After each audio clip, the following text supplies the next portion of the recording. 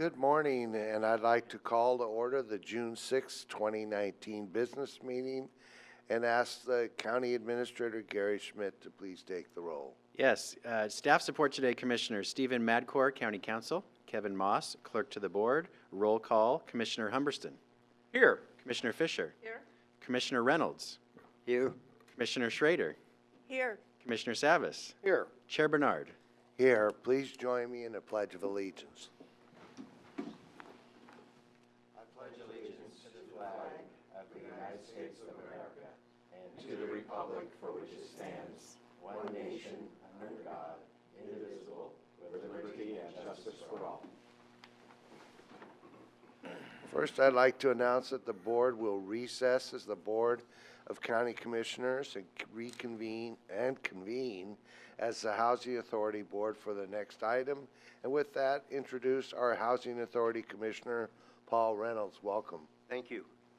And the first item is, Gary? That's Kevin. Consent agenda. It's the Housing Authority Consent Agenda, Mr. Chair. We have adoption of revisions to the Housing Authority Board bylaws, approval of an intergovernmental agreement between the Housing Authority Clackamas County and Health, Housing, and Human Services to fund the housing developer position, approval of an intergovernmental agreement between the Housing Authority of Clackamas County and Health, Housing, and Human Services for property maintenance and repair of the Vet Village property, and approval of an intergovernmental agreement between the Housing Authority of Clackamas County and Metro for the Webster Road property acquisition and approval of the execution of all real estate documents pertaining to the acquisition of 1800 Webster Road in Gladstone. Thank you. Do any commissioners wish to remove an item from the consent agenda? Seeing none, I'll entertain a motion. I move we approve the Housing Authority consent agenda. Second. It's been moved and seconded that we approve the Housing Authority consent agenda. Any further discussion? All those in favor say aye. Aye. Opposed? Hearing none, motion carries. Thank you very much. Now I'll announce that the board will adjourn as the Housing Authority Board and reconvene as the Board of County Commissioners for the remainder of the meeting. And thank you, Paul, for your time. Thank you. Thanks. First up, citizen communication, and we go through the pile of cards. It's going to take a minute. Les, go ahead. Come on up.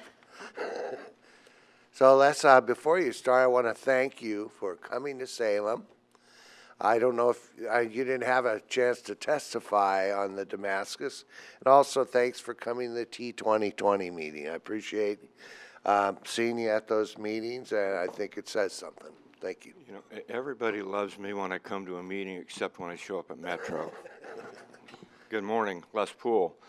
Yeah, I stay involved, and I stay involved about things that I think that matter the most and affect us. And what you find out is that ultimately a lot of it's about money and spending priorities.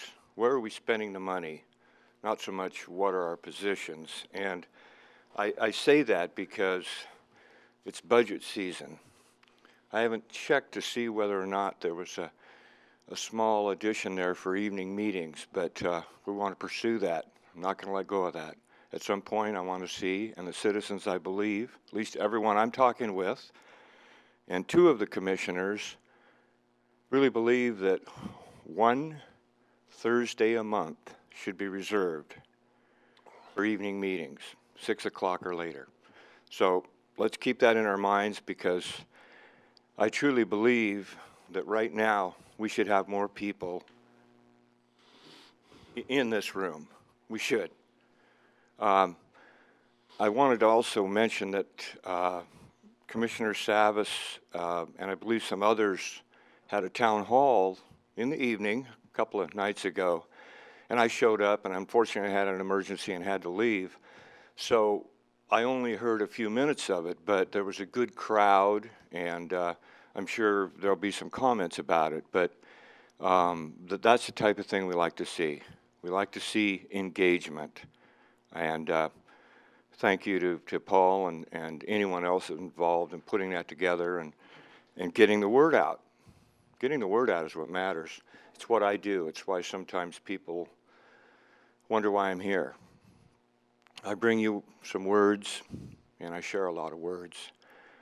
but it's because I'm fortunate enough to know a lot of people. I've got thousands of contacts, businesses, big and small. So I get around. So I come to you with a unique resume, and I come to you over and over with a very similar message.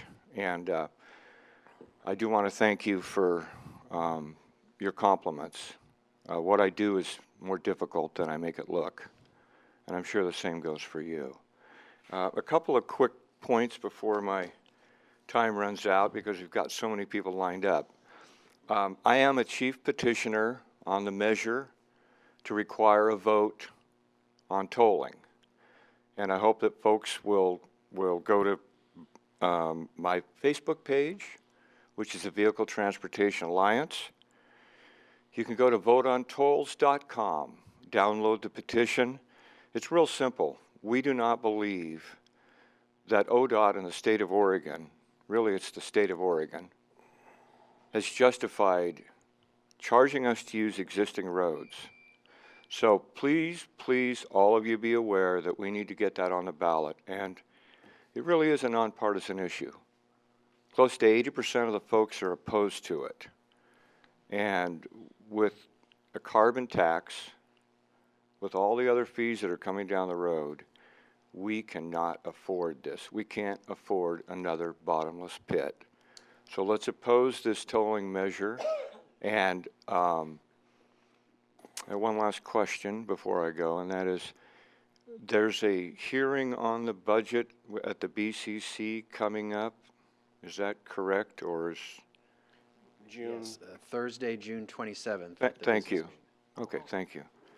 Appreciate that. If I had more time, we could start talking about HB 2020, but we don't have enough time for that. That carbon tax is just ill-conceived, really ill-conceived, and we're all going to eat it.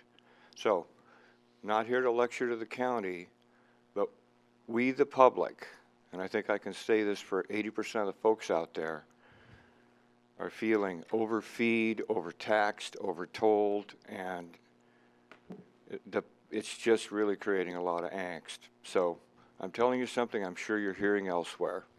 Thank you as always. It's taking a toll on the citizens, that's for sure. All right. Any other citizen communication? Nope. We'll move on to our public hearing. And Gary, what's up? First public hearing is a board order for a transfer of jurisdiction from Clackamas County to the city of Tualatin for a portion of Borland Road, Market Road number 4. Mike Bays from Transportation and Development will present. Good morning, Commissioners. My name is Michael Bays. I represent the county's Department of Transportation and Development. Today we have before you a request to approve a board order for the transfer jurisdiction of a portion of Borland Road from Clackamas County to the city of Tualatin. This request has been discussed by the staff of both jurisdictions. Clackamas County and the city of Tualatin have agreed to the transfer of a portion of Borland Road to the city with the intent of streamlining roadway efficiencies, eliminating confusion to the public, and to improve efficiencies of maintenance and public service. The portion of Borland Road to be transferred is located entirely within the Tualatin city limits. This board and the city of Tualatin have approved an IGA relating to this transfer, and for Clackamas County to provide the city of Tualatin funds in the amount of $366,500, which is the equivalent of a 2-inch overlay and ADA improvements. The city of Tualatin has agreed to perform these ADA improvements by the end of December 2021. The portion of Borland Road to be transferred is approximately 4,120 feet long and contains approximately 340,000 square feet of right-of-way. A notice of today's action was published for 4 consecutive weeks in the Times newspaper. This request is also consistent with the county's practice and policy of partnering with local jurisdictions to provide the necessary government services at the least cost to our citizens. If you have any questions, I would be happy to respond. I have a question, and it's really how you define the road, a market road number 4. I think it was 4. So why is it called a market road? In the late 20s, early 30s, there was actually a state market road act that provided funds to the county in conditions that we upgraded county roads to a market road standard, and at that time they were given that market road number, and that was to get farm goods from the fields to the cities. That's what I thought. Haynes Road is a market road, and I've always heard that it was called a market road so the farmers could get their products to market. And I'm just wondering, so all roads aren't called market roads, they're specific roads? No, they were actually built with the lane leading from the farm to the city was made out of concrete, and the other lane would be gravel or dirt. Thank you. That's something I never knew before. I think Sonia was first. Yeah, I just wanted to say that I appreciate that Tualatin will be making the ADA improvements, and I appreciate that you've highlighted that fact for us and that it's well represented in the report, because when change happens, it's good to just make it accessible for everyone. So thank you for that. Appreciate that. Paul? I just want to say, do you have any, what percentage of our roads do you feel had a market road status at one point in time? I know even some of the state roads I recall being converted from a market road to a state highway, I was told, but I just didn't know what percentage you may think still have that status. That's a great question. Boy, I would say it's less than 10% for sure, yeah. Okay. Great, thank you. Johnson Creek Boulevard, what used to be a market road. I remember when we redid the road, that issue came up. Ken? Yeah, on the farm-to-market roads, my understanding was, especially when it was half paved and half gravel, that there was infrastructure put in that now would be located in the middle of some of those roads. Does that remain to be the case? Such as, A water line or any other kind of public infrastructure? the market roads, I don't believe mandated that kind of infrastructure. The concrete of the road actually goes 1 foot over the center. So, I would see infrastructure maybe being on the dirt side, not under the concrete for sure. That's what I was getting at, but then if you paved the road completely, it would strike me that you'd end up with infrastructure under the middle of the road, basically, instead of off to the side. I just wondered if there's any of that still in existence. I don't believe so. Okay, thank you. All right, with that, I'll open, no other questions? That I'll open the public hearing and ask if anyone wishes to testify on this matter. Keep the crowd back. I'll close the public hearing and entertain a motion. I move we approve the board order for a transfer jurisdiction from Clackamas County to the city of Tualatin of a portion of Borland Road, Market Road number 4. Second. It's been moved and seconded that we approve the board order for a transfer of jurisdiction from Clackamas County to the city of Tualatin of a portion of Borland Road, Market Road number 4. Any further discussion? All those in favor say aye. Aye. Aye. Opposed? Abstaining? Motion carries. Thank you. The next item is, Second public hearing is a second reading of ordinance number 3-2019, amending chapter 6.06, Park Rules of the Clackamas County Code. To present is Rick Gruen from County Parks. Good morning, Commissioners. Rick Gruen, County Parks Manager. This is the second reading of an ordinance amending Chapter 6.06, Park Rules, and the public values fair and equitable access to clean and safe parks. These amendments are necessary to ensure that. The amendments we're seeking today is threefold. One is large group bookings over 30 campsites will be restricted during peak season dates and require advance payment. Number 2, year-in-advance reservations that are partially canceled will be subject to cancellation penalties. And 3, public urination and defecation shall be explicitly prohibited in the parks with a fine amount of $150 to be codified under county code. We appreciate your support of this amendment and seek your final approval today. Thank you. Paul. Actually, that was Martha. Oh, But Martha used my light, so Martha? Martha? I'm leaning this way because we have room for Mr. Reynolds, so sorry about that. Okay. So I just want to mention some things about the parks colleagues, you know, from the copy from Business and Community Services, that essentially we manage nearly 1,000 acres of parklands, including 3 campgrounds, 209 campsites, 11 day-use areas, and 4 public boat ramps. Okay, so we really have this as a big piece of our recreation enterprise in this county. And I think that the reason we're supporting these particular amendments is because, you know, we're getting larger and larger bookings.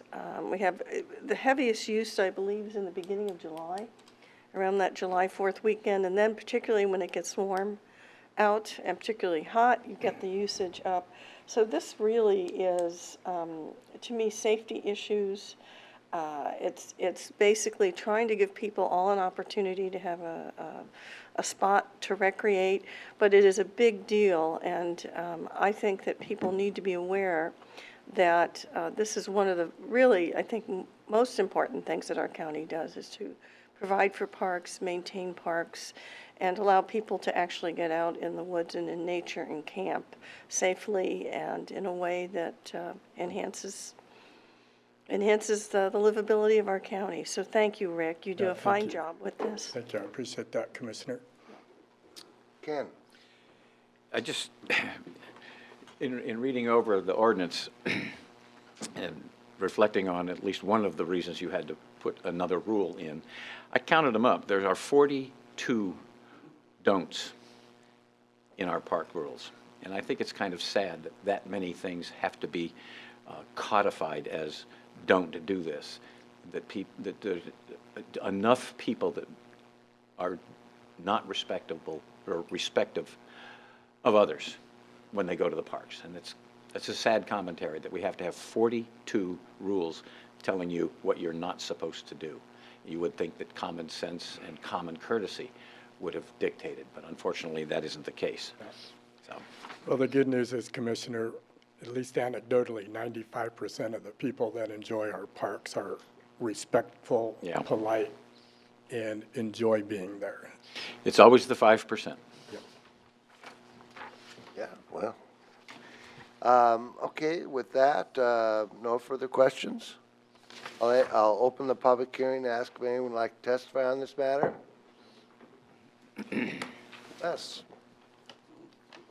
A couple of quick thoughts. One is I support this. Two is that Commissioner Humberson reflected on my thoughts. It's pretty sad that you have to have a specific language that says, find the right place to go to the bathroom, don't be a heathen. So I do support this. The other thing I was going to mention is that coincidentally last night I noticed an article and I forwarded it to the commission that the state has passed a law that you can't have more than 5 days of camp out or, you know, large gatherings going on indefinitely on private land. And you'll probably see that when you go through your millions of emails. But basically, we do have a population growth. We have a homeless problem. We have got all kinds of pressures on the environment. And that creates a situation where more and more folks are there. And unfortunately, you end up with 42 rules. And I'm usually one that says, you know, we're going over the top here, but I really support what you're doing, and I don't see how we have any other choice. So thank you. So I haven't seen that one. I wonder if that has anything to do with mass gathering. Does it? Does. Okay, well, I know we're going to be bringing that issue back up, and it'd be interesting to talk about that. All right, I'll close the public hearing and entertain a motion. Mr. Chairman, I move we read the ordinance by title only. Second. I think you ought to read the whole, the motion. Oh, okay, excuse me, it's one of those. Yes. It's been moved and seconded that we read the ordinance by title only. Any further discussion? All those opposed, all those in favor say aye. Aye. Aye. Opposed? Hearing none, I'll ask the clerk to read the ordinance by title only. All right, thank you, Mr. Chair. This is ordinance number 03-2019, an ordinance amending Chapter 6.06 Park Rules of the Clackamas County Code and declaring an emergency. With that, I'll entertain a motion. Mr. Chairman, I move we adopt ordinance number 03-2019, amending Chapter 6.06 Parks Rules of the Clackamas County Code. Second. Moved and seconded that we adopt ordinance number 0-2019, amending Chapter 6.06 Park Rules for Clackamas County Code. Any further discussion? All those in favor say aye. Aye. Opposed? Hearing none, motion carries. With that, we'll move on to the consent agenda. Thank you, Commissioners. Thank you, Mr. Chair. On today's consent agenda, under Health, Housing, and Human Services, we have approval of Amendment Number 18 to the Intergovernmental Agreement with the State of Oregon, acting by and through its Oregon Health Authority for operation as a local public health authority for Clackamas County. Approval of Amendment Number 1 to the Intergovernmental Agreement with Washington County for public health modernization within communicable disease program. Approval of an intergovernment subrecipient agreement with Canby Adult Center to provide social services for Clackamas County residents. Approval of an intergovernmental subrecipient grant with Friends of Estacada Community Center to provide social services for Clackamas County residents. Approval of an intergovernmental subrecipient agreement with the City of Oregon City Pioneer Center to provide social services for Clackamas County residents.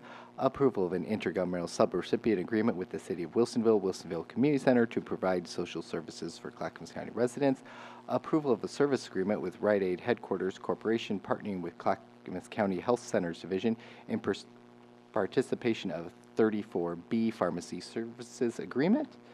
Approval of a contract change order with Gresham Roofing for the re-roof project at the Estacada Community Center. Approval of subrecipient agreement with Clackamas Women's Services for Camp Hope 2019.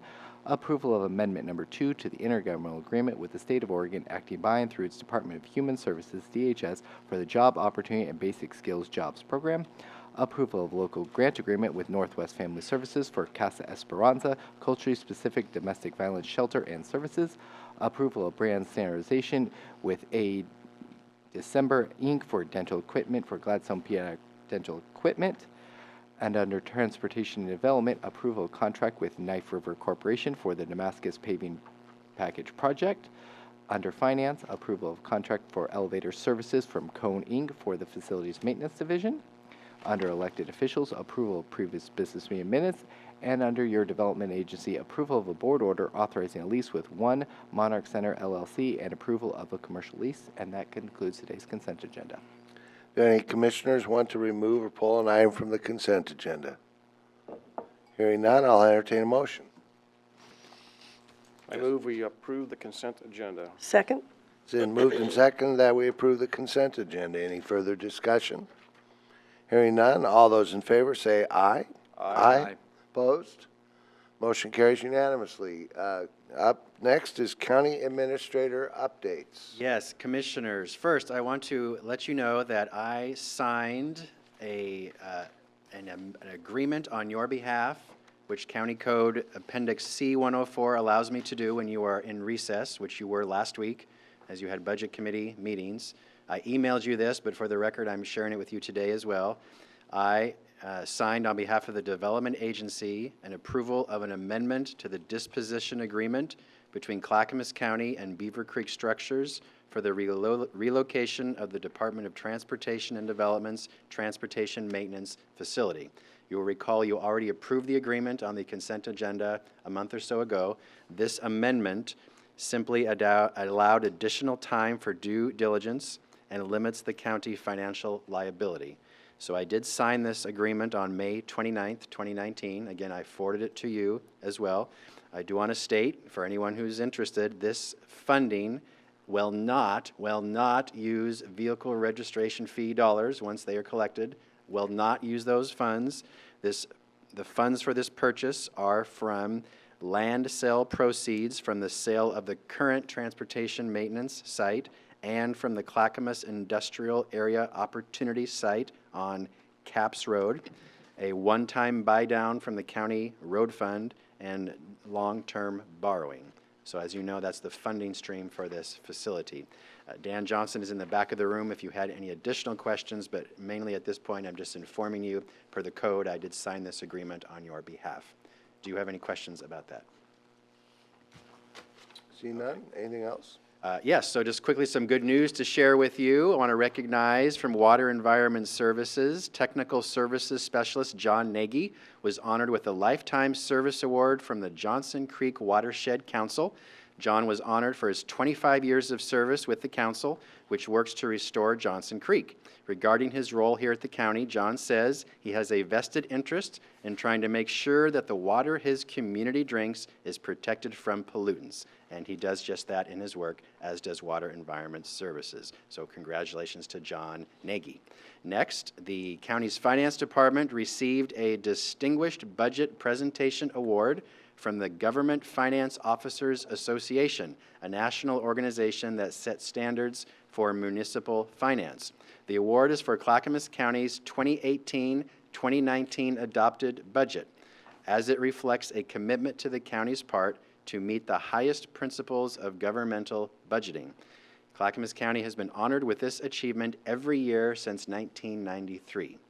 So congratulations and thank you to our finance staff. Speaking of budgets, as you know, Commissioners, you just finished 2 weeks of Budget Committee meetings where the county's Budget Committee, which includes the 5 of you and 5 public members, approved the county's proposed budget for fiscal year 19-20.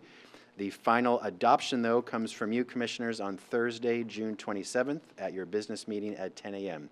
And the public is welcome to comment on any aspect of the county's general budget or its service district budgets. But as I've already said, I want to thank our staff, our volunteer members, public members of the Budget Committee, and you, Commissioners, for all your work all year long, but for the last few weeks, approving the county budget. That's my report. Thank you, appreciate it.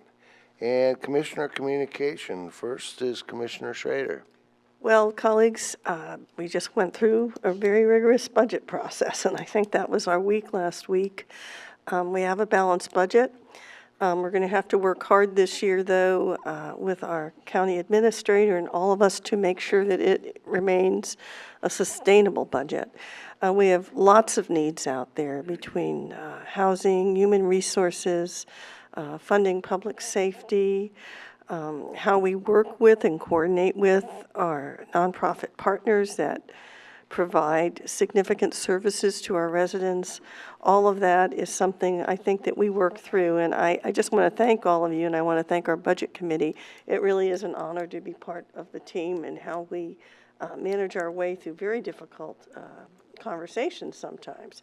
But I know that my colleagues will also probably have additional comments to make about this. To me, I'm glad it's just once a year, but I think this year it's probably going to be once a month, if not more frequently, that we're going to have to keep looking at things as we move forward in a county. I think, Gary, we're still at a $1.2 billion budget level. Total budget, including special districts, yes. Yes, yeah. So we are a big county, and all of us use the dollars or direct the folks that we work with to use your tax dollars wisely. And so thank you, Gary, for all the work you did and the staff that we all brought together. Not much else other than I know that Commissioner Fisher and I hope you'll say something, we did go to Congressman Schrader's conversation about health care. I had never actually met the physician who is the head of our community care organization, and I was very impressed with her. And for the life of me, I can't remember her name, but maybe you can. But I was glad that we went. We have a significant role to play in making sure that people have access to health care.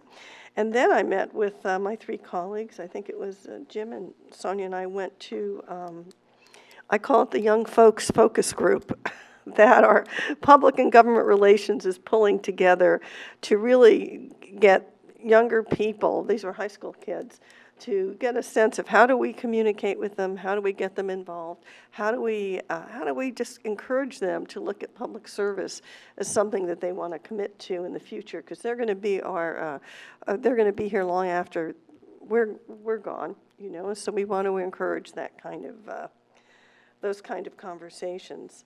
Other than that, it's, you know, I'm still working with the Association of Oregon Counties. It's been a little bit of a turbulent year, but I think we're going to be coming through with it whole and in a better spot. And I want to thank my county staff for actually helping to support me and my colleagues in that endeavor of being the president. It used to be a really fun job, and it's been a little harder this year. As we try and reorganize a statewide organization and really move forward into into the 21st century with how we do things as an organization. It is fun to have all of those colleagues, though, from all around the state, to be friends with them, to work with them, to understand that every commissioner in this state is really motivated by helping their constituents and their citizens. It's a great level of government to be involved in. So thank you for your help with that, too. All right, let's go to the word of the week. There we go. Copious. It's an adjective, abundant, large, or generous in extent. Did you know? That which is broad in scope or abundant is copious. The librarian is always amazed by the copious amounts of books that the library holds. Okay, arts and culture activities in the county. There's a family folk dance at the end of the Trail Interpretive Center, June 13th, 2019, 11 a.m. to 1 p.m. in Oregon City. Free admission. Simple folk dances, culture, history, and lifestyle of the Oregon Trail pioneers, as reflected in their traditional dances. That really sounds like a lot of fun. So if you like to dance, show up. Water by Linda Blue, presented by Chapel Theater, opening event, June 9th, 2019, 5 to 7 p.m., Chapel Theater, Milwaukee. It's free. Celebrate Milwaukee artist Linda's Blues exhibit at the opening reception. And any more information, clackamasartsalliance.org. And one of the things we do as a commission is we do support our Arts Alliance at the county level. So proud to do that. And if you want to find out what's going on at Lakewood, check their website, Clackamas Community Repertory Theater. And I know that, Sonia, you're going to talk a little bit. Always try to cue that up. Find out what Kirk's up to, too. All right, Good. thank you. Thank you. Commissioner Humberston. Did I do it right? Yes, you did. Good job. How long has it been now? Two and a half, just 2.5 years, Just two and a that's half all. years. It'll be wrong tomorrow. That's okay. Well, yep, as has already been touched upon, it's been a busy 2 weeks with the budget work that we've had to do, and frankly, week or two before that, preparing for it. So thank you to the staff for yeoman work. It was, I'm sure, difficult with some of the budget cuts that needed to be made. We are on a tight budget and are trying to do our level best to be as efficient with the taxpayers' dollar as is possible. Did attend the city's dinner in Molalla, as did some of my colleagues.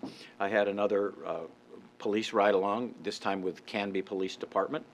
And once again, the officer said that their relationship with the Sheriff's Department is a very positive working relationship, and interestingly enough, most of the problems that they run into are pretty common throughout our county and throughout our different cities, with the exception of one event that evening. We were in the middle of a nice, beautiful residential area in Canby, and we had the pleasure of herding 6 cows that had gotten loose from someplace multiple miles down the road, and I wished I had brought my rope with me, because it might have been helpful. Now that I So- would have paid to see, I'm just saying. So about 6 of us stood around trying to keep the cows all in one place until the guy came with his trailer, and then we all herded them into the trailer and got them out of town. But that was kind of an enjoyable moment. Then I attended the Tualatin Valley Fire and Rescue Meritorious Awards ceremony. I would like to point out, in particular, the Medal of Valor winners. 2 men, a Mr. Johnson and a Mr. Laz, went into a fully engulfed burning building where some of the roof structure had already collapsed, and they rescued a child and a woman and a dog. And they went into that building 3 separate times while it was fully engulfed. And for that, they received the Medal of Valor. It's an extraordinary thing to do, to go into a building, and particularly when it's that fully engulfed, and to be able to rescue someone. And they certainly deserved that Medal of Valor. That was, again, I repeat those names, a Mr. John Johnson, I believe it was Mark, but I'm not sure, Laz, L-A-S-S. Extraordinary thing that they did. I attended briefly the Sunnyside CPO for short-term rental housing presentation. I did not stay for the presentation since I've heard it repeatedly, but I did give them a quick rundown on the courthouse project, passed out the literature that we have, and also gave them Budget 101 for county budget, so they have an idea of how we work on our budget and what the limits are in terms of what we have a very direct control over. I think that was appreciated. They didn't realize that it doesn't just go into one big giant bucket and we get to put it out anywhere we want. It's a very controlled process, and most of the money is siloed into very specific things. Then the last event was Commissioner Bernard and I attended Commissioner Savis's town hall in Park Avenue, and I won't go into the details on that because I think Mr. Savis ought to be able to do that. So thank you. I will now go to the dog. Okay, going to the dogs, yep. Here we are. This is Anthony. He is the sweetest puppy on the planet. He's an 8-month-old Anatolian Shepherd mix. He needs things that will enrich him and keep his mind stimulated so that he won't get into trouble. Come and see him today. He looks forward to giving you puppy kisses. For more information about Anthony or other adoptable dogs, please contact Dog Services at 503-655-8628 or at www.clackamas.us/dogs. And say hello to Anthony. Thank you. That dog looks incredibly like my dog. Yeah. Could be its sister, but Brother. brother, okay. Anthony. Oh, well, that's, Not Antonia. Do the me and 23, or is it 23 and me, you find out. right. Commissioner Fisher. Thank you, Mr. Chair. So my colleagues talked about a lot of the things that we've all done in the last bit of time, week and a half of budget, so I won't go into all of that. I feel like we've spent a lot of really quality time together, which has been very educational and we learned a lot, I think, about what's important. And moving forward, what is most important is that we work very hard to make sure that we are promoting a budget that is sustainable for the residents of Clackamas County. So we have our work cut out for us, and we will, with the dedication that we have, accomplished that. So one event that I was able to participate in that you all didn't participate in, because we feel like we were all together last week, while Commissioner Schrader and I went to the health forum that Congressman Schrader hosted, which was very informative. It really talked about, well, what do we do if the Affordable Care Act goes away? What are your thoughts? What are you thinking about community? And it was very well attended. A lot of concerns out there in the community with healthcare is important. It's important.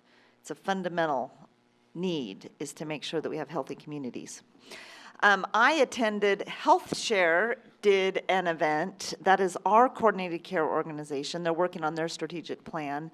They brought together residents of Clackamas County to talk about what's important for us here in the region. HealthShare serves Multnomah, Clackamas, and Washington counties. There are, I'm just going to look at these little notes here, members of HealthShare, 320,348 members of HealthShare. 62,000 of those members are in Clackamas County.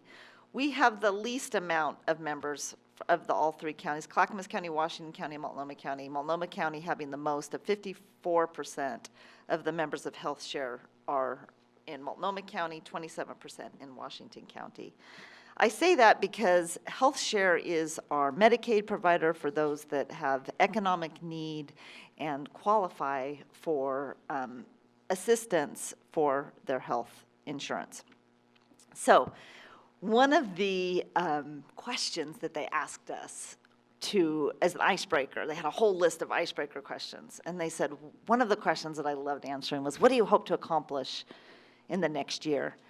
And I looked up on the board, and I've asked that a slide be put up here because I feel like a lot of what we've been promoting in Clackamas County, oh my gosh, I wish we could like zoom in and see it because I can't really see it that well. But basically what it says is one of the priorities is housing and access to care. So just the fact that this was up on a board for all of the strategic initiatives, I thought was groundbreaking in the sense that we know that lack of housing and homelessness is twice as expensive for our system when it comes to public safety and healthcare. It costs the taxpayer double, whereas housing is a cost savings. To provide housing and supportive services for people who are chronically homeless actually saves the taxpayer dollars. So to finally see that we're addressing this systematically, holistically, on a board of strategic initiatives from a continuum of care perspective, that if somebody goes to the emergency room if they lack housing, maybe at some point we will be able to look at sending that person back out into the elements isn't good for their health outcomes, and it's actually more expensive for the taxpayer. So that was a wonderful gathering of very thoughtful citizens, and members of our Clackamas County staff were also there. Always wonderful to engage in these very important conversations. So that's all I have for today. Great. Commissioner Savas. Well, I'm just going to take this opportunity. You know, sometimes things come up and there's a theme, and I know we started earlier about talking about the farm roads, and then Commissioner Humberston raised his experience with the Canby right along with the cows in the street, and I had to flash back and thinking, and then came the dog, and well, let's connect the dots for a moment. So where I grew up, it was a farming dairy area, and so often in the morning it was pretty foggy, and I had to get out of the truck when my dad was running the road and kind of help herd or shoo the cows out of the road so we can get down the road. And as the area urbanized, and this is there's a pun in this, but I thought we should not leave cats out, because there were a lot of cats around. And so when all the dairies closed and the area urbanized, I think we found ourselves herding cats. And as things go on, and more humorously, you know, I think we find ourselves now as county commissioners herding cats. On occasion. Sometimes, trying to get things and things done. So as a pun. The town hall, it was a great opportunity. We had precisely 60 people that signed the sign-up sheets. So we had 60 people that were there. It was a good showing. And, you know, a number of things had come up. And I think one thing in particular that I didn't really anticipate, I kind of, I won't say forgot about, but I was reminded. When the TriMet parking structure was originally built, or conceived, it was promised to be adequate for the parking in the area, which was 5 stories. And that got whittled down to 2.5, 3 stories, whatever it technically is today, with the promise that it would come back and provide that adequate parking. The very first day, and ever since then, the very first day that it opened, there was a lack of parking for the very first day, and still today. Yep. They have made an arrangement with the Elks Lodge to use their parking. That has been maxed out. And maxed out to the point where there's still overflow. You got a report last night of more overflow in some areas due to lack of parking. I think it's time for us to have a discussion and convey a letter and a communication to TriMet that it's time to make that step. Commissioner Bernard and Commissioner Humberston were at the town hall. They heard that for themselves. And I've got some follow-up conversations that people reached out to talk to me ever since then. The second thing that I was reminded of is that we were promised is that after the TriMet line got along in progress, that we would talk about and close the gap on the closed system concept. And I won't go into details, but I think some of the comments that were discussed and brought up by some of the residents in the area, the light rail station, may be, that closed system concept may be a means to maybe help mitigate some of those issues that were raised. So I thought those are two important things. The other thing I didn't know is that the TriMet facility was built with bathrooms, but they're not accessible. They're locked. They're not in use. And we're finding that people make their long trek back from work and so on, and that people, but it's a you know, when Parks was here, Rick Gruen here from Parks, you know, when we have a public facility, we offer the very basic sanitation needs and we have this actually it's a $1 billion investment, and to not have adequate restroom facilities, I was stunned to find out that we have it, but it's locked. That's, yeah, and, you know, people shouldn't have to, I think the neighboring properties should not have to have people use their properties for those particular needs at that particular time. So that's something we need to work on as well. So I'd like to actually send a communication. I'll bring that up under issues maybe that we talk about that. Fourth thing is the budget. I did want to talk about the budget, and Commissioner Fisher touched on it when we talk about sustainable. I won't repeat at this particular time. We'll talk about it in greater detail on June 27th, but you know, the forecasting turned out to be incorrect last year. Now we're facing a situation where we're backfilling, and we've got a budget that's not sustainable, and we have a financial situation with expenditures outpacing revenues where that gap will become wider and wider and wider. So we've got to put ourselves on a path of sustainability when it comes to our budget. And I have complete confidence in our staff and our administrator that they have a plan to cope with that. And I would like to have seen us, frankly, make some adjustments and cuts deeper than we already have in the 2 weeks that we spent, but we didn't get there. But I just want to say that that's something that we really need to focus on. And that, I'm going to go back to the town hall. I think that really is, knowing this and seeing that, we get a lot of, as commissioners, we get a lot of requests, demands sometimes that we do certain things, whether it's public safety or, you know, whether it's break-ins or whether it's, you know, we want to see a particular stop sign, roads, number of things. So we got the Agalo Bridge meeting, last one last week. I've got one tonight on my agenda to go to. Just a number of pressures and demands. And whether it's up at the mountain or whether it's halfway in between in the rural areas, there are demands upon us. But really a lack of resources to really do that. And knowing that this compression, if you want to call it that, this convergence of all these issues and realizing there's less money to deal with, it was really the theme of which I made my somewhat, I think it got a little bit blown out of proportion, but a little bit of an announcement that we ought to start having a discussion about how we deliver services, or some of the services being delivered or expected to be delivered in a situation in which we have less and less county funds to do that with. And I will, and Commissioner Bernard and I spoke about it this morning, how we actually set the table for discussions about areas that are highly urbanized, or maybe even rural areas that aren't urbanized or never will be urbanized, how we meet those demands that in a situation of less resources and funds to do it with. So how do we have either whether it's governance or more involvement in the community, whether it's LID or a hamlet or a village or a city or whatever all the different models are, how do we get people to have realistic expectations in a situation where we have less and less resources to do that? So hoping to have there seem to be a lot of support, so the next step is have more discussions or town halls around that, and I'll be talking about that on Tuesday under issues as well.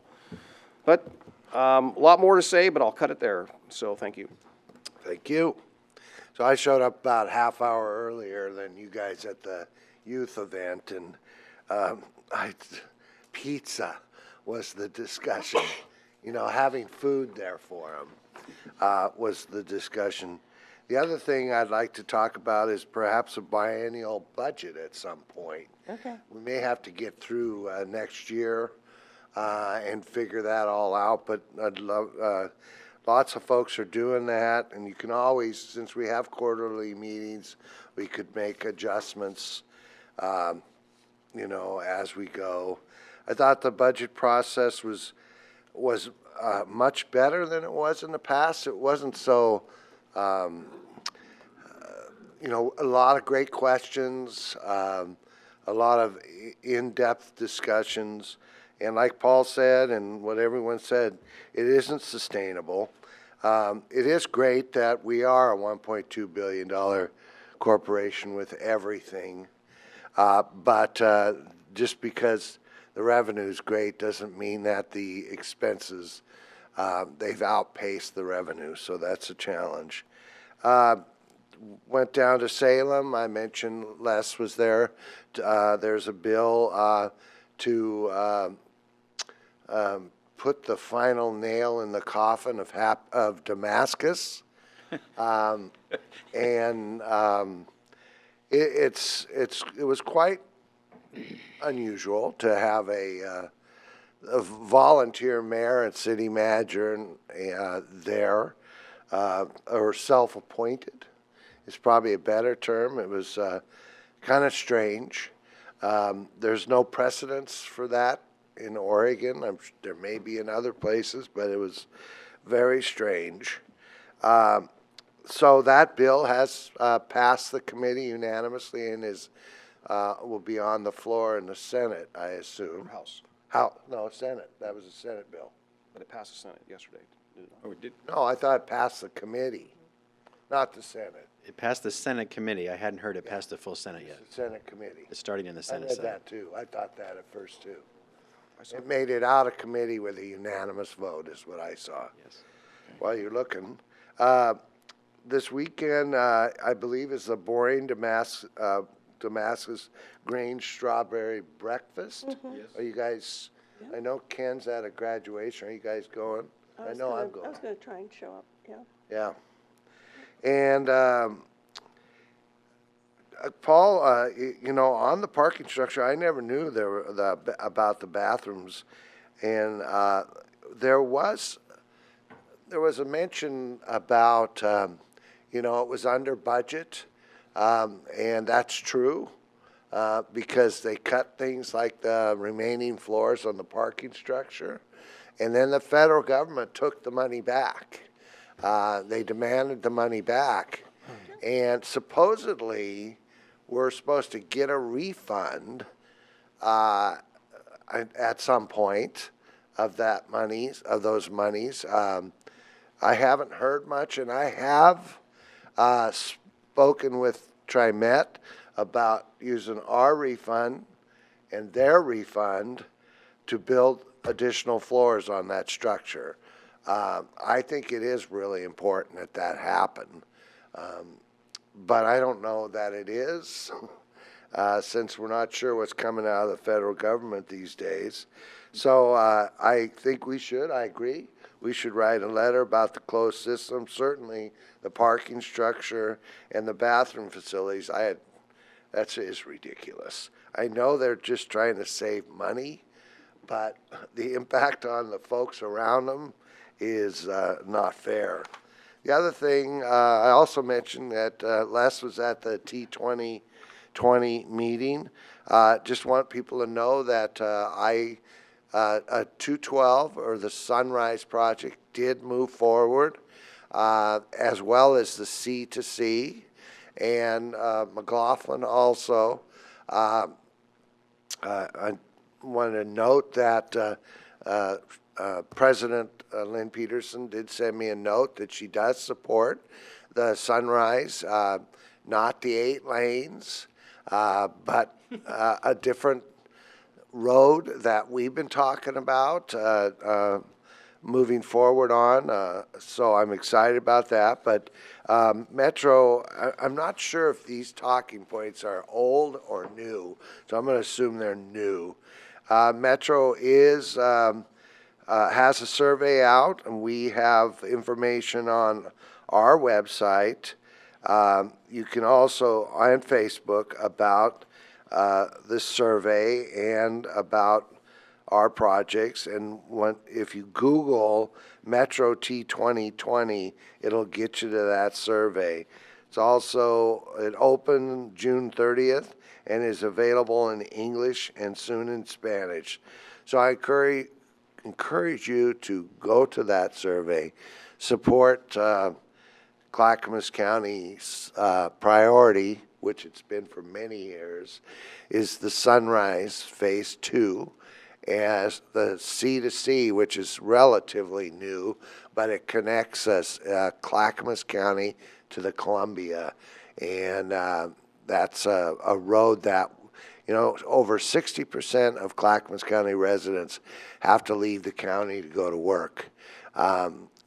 This could open up lots of housing opportunities and job opportunities out in the former city of Damascus, and the area that Happy Valley is annexing.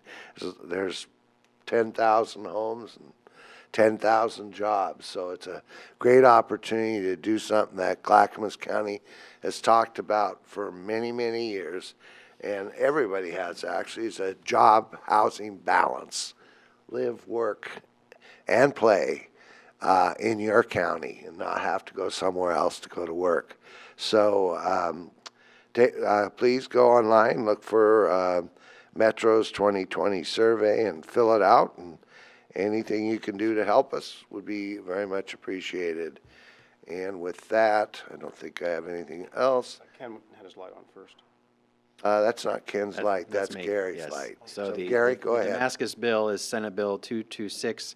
It was passed by the Senate Rules Committee yesterday. It now goes to the floor of the Senate, which has not happened yet. Yeah. Could be as early as today.